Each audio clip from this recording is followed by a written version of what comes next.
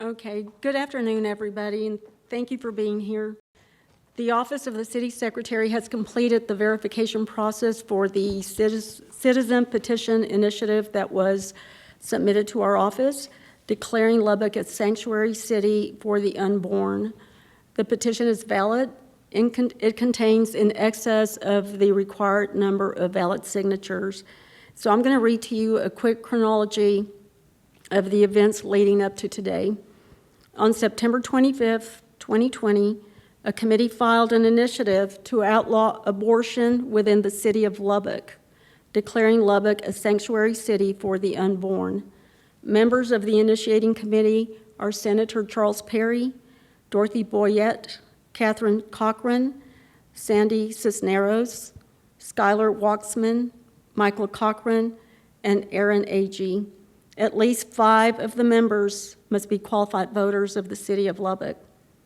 This triggered for them a 60 days to file a petition with our office.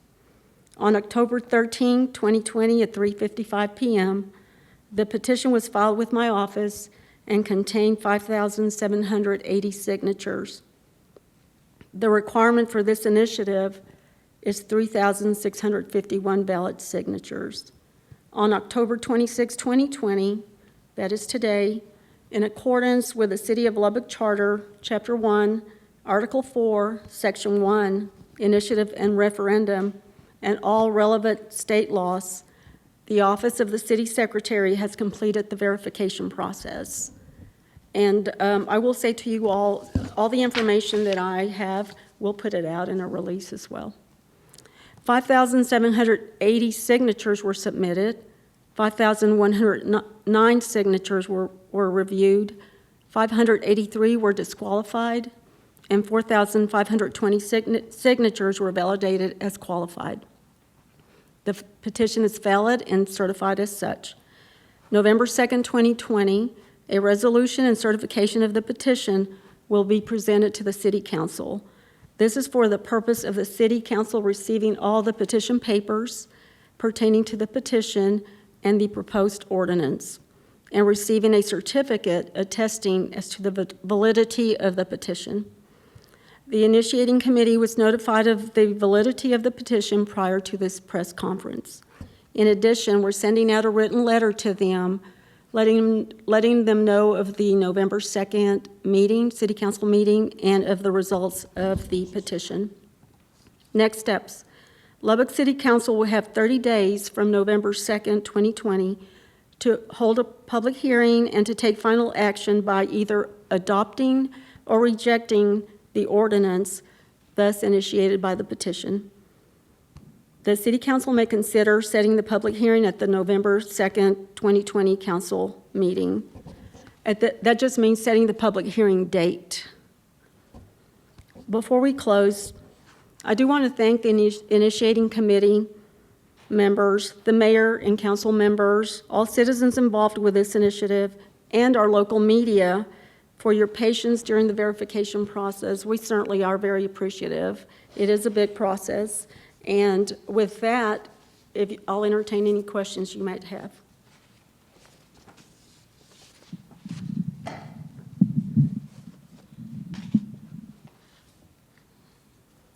Hi, good afternoon. Good afternoon. I'm Blair Sable with Fox 34 News. Mm-hmm. Do you mind just explaining what goes into the verification process? Like, how does that work? How do you verify that a signature is valid? Okay. So we had 818 petition pages, and like I said, that included 5,780 signatures. So do you want to know the process or what we do to check the exact signature? How do you check the exact signature? The signatures, we do use the Texas Secretary of State's website, or not their website, actually their system, their database, and we look for that person, and it really helps us if they have a voter identification number. And I will say this group did a great job. The majority of the signatures had that, not all of them. Yes, and I have not seen too much of that before in past petitions, so that helps. If we don't find the person in the system, Well, we have to verify the signatures, and like I said, that was a lot to look at. If we don't find the person in the system under either a date of birth, a voter number, we keep looking by name, and we have to document all of that. So anyone's signature could take you 10 minutes if you can't find them, or more, just the documentation of it. But that's how we find out whether they are qualified voters. So you mentioned, and I just want to clarify, so you said 583 signatures were disqualified, is that Yes. correct? And, What was the reason for Yes. those disqualifications? and I just dropped my note on that, but let me That's- get it, hold on. Totally fine, no worries. Right, I knew somebody was going to ask that. Okay, so the biggest was, they're not in the city of Lubbock. We had 280. We saw some in Shallowater, Wolfforth, et cetera. And then another big one is that, let's see, that we did not find them in the database as a registered voter at all. We had 63 duplicate signatures that we reviewed. And so that tells you we really do an intense process. Every signature is reviewed multiple times. Someone will review it, but somebody else will review it again. And so we don't do just one check. We had 8 other duplicate signatures because I will say we had, let's see, we did not review 671 signatures. And part of that reason is once we knew it was a good petition, and we went far enough that even if we disqualified a few more, we did not review 671, but what we did find on those is that we did have 8 duplicate signatures. We didn't go line by line, but when we did our duplicate check, there were 8 there, which we're not counting. We had several that the effective date of registration was not met. We had 103, and what that means is after you sign up with a voter registrar, you have 30 days before that becomes effective. So we had quite a few that signed the petition, but their date was not effective, and that is needed. You have to be a qualified voter the day you sign. And then no date of signing, and that's not important on all petitions, but on this particular one it is, because that is one of those petitions that we have the 60 days for you to gather signatures, so we only had 18 that did not have a date of signing. So what else? We had some miscellaneous, 21 in the system, the voter system. They're canceled in the system, their name was there, or their information did not necessarily match what was in there. So all in all, 583. So would you mind just summarizing what makes the signature valid? So you were going through what invalidated those 583 signatures, but what are you looking for? We're looking for a voter that is qualified to vote in the city of Lubbock. So if you go to the polls today and you're qualified to vote, or the date that you signed, that makes you a qualified voter. Okay. Yeah. So obviously a very rigorous process. Now you mentioned the next step. So you said that City Council has 30 days to have a vote on this ordinance. What happens if they vote no or if they vote yes? What's your interpretation? Okay, so if they vote yes, then they will probably have 2 readings of that ordinance that was proposed, and it will go into effect. If they vote no, the organizers do have 20 days within 20 days to come back and file a statement that they want that to go to the electors, the voters' election. So it'll go towards a public vote. And when would that be? That would be the next uniform election day of May 2021. Okay. Thank you so much.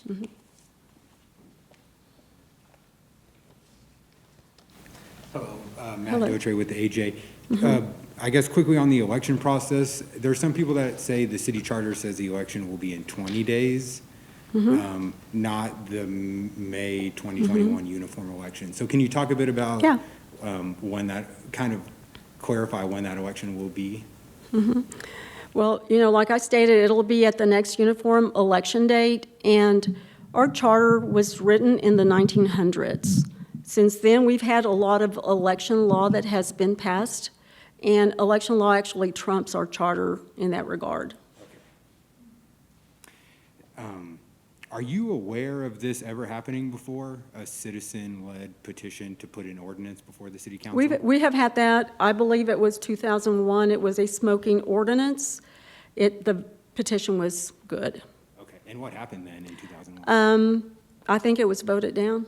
And did when it it go- went, Did it go to a public vote? Yes, It did, oh, okay, I believe it did, okay. And then citizens must have voted it down, because I don't think that's in effect, okay. yes. So, sorry, just to clarify, so on November 2nd, there will be a resolution in front of the city council for them to adopt this Right. petition. And then on that day, they will likely set the public hearing? Right, all they're doing on November 2nd is receiving the papers. You know, I'm certifying that it's a valid petition, so on that date, they're receiving the papers, and that does trigger the 30 days for them to take action Okay. and have a public hearing. Okay, okay. The part of the city charter that outlines all of this, was this written in the early 1900s, or was this amended at any time? Or did I'm it- not sure if it was amended throughout the years, but I don't think it was amended. Okay, so you think that, so this Yeah, kind of it's process been written a dates long back over time, a long century? time ago. Very interesting, okay. All right, very good, thank you. Okay, you're welcome.